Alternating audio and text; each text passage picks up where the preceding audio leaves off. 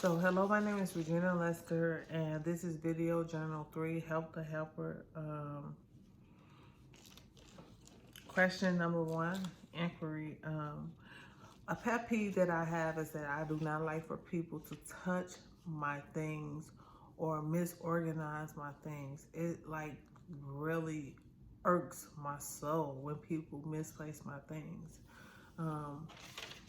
And part of this reason for me feeling this way is like when I was younger, my sister would always come in my room and touch my things. Now she's 8 years younger than I, and my mother would never hold her accountable. She would never discipline her. She would never make her come and help me replace my things in a correct order. She just never got in trouble for anything that she did, and it made me feel like I was always the one that got in trouble. Like I had to be held accountable for everybody's actions because I was the oldest child, which really, really put me in a place of I was really irritated by my sister touching my stuff. It put me in a real space of just lashing out.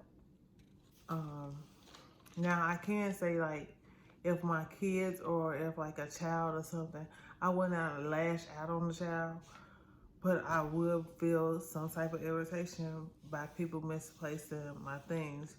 And the way that I handle people not touching my stuff or misplacing my things is that I choose to live by myself with my 3 kids, and my 3 kids already understand how I am about anybody touching my things or misorganizing my things. The way I am is that I just don't have company over.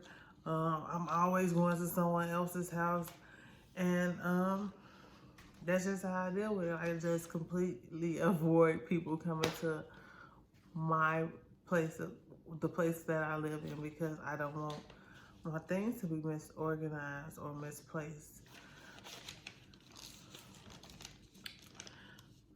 Question number 2, dual awareness. Okay, I'm at work when my chest started feeling tight.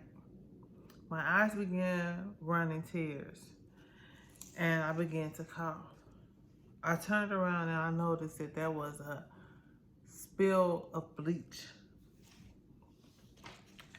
on the floor. The bleach had triggered my asthma.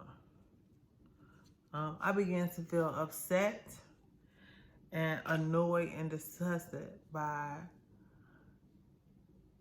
the bleach being on the floor, knowing that it was one of my coworkers who knocked the bleach over.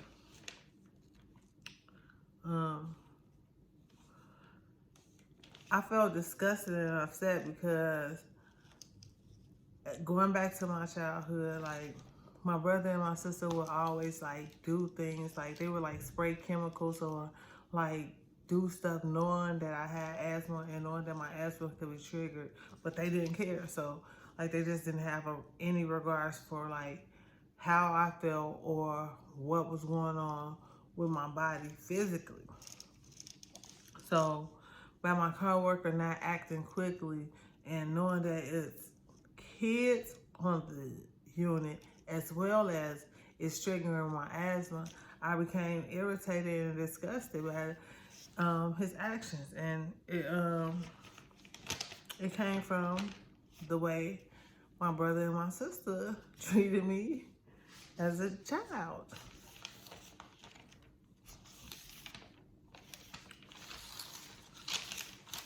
Question number 3. Okay, so I tried redoing the smiling test, and this time I feel like it worked in a sense because I realized that I did not have to smile when people smiled at me. If I was having a bad day or if I'm feeling some type of way, I do not have to feel condemned because I choose not to smile back at someone who wants to smile at me. Like before, it will really, really like make me feel like I was obligated to smile at someone. But now it's just like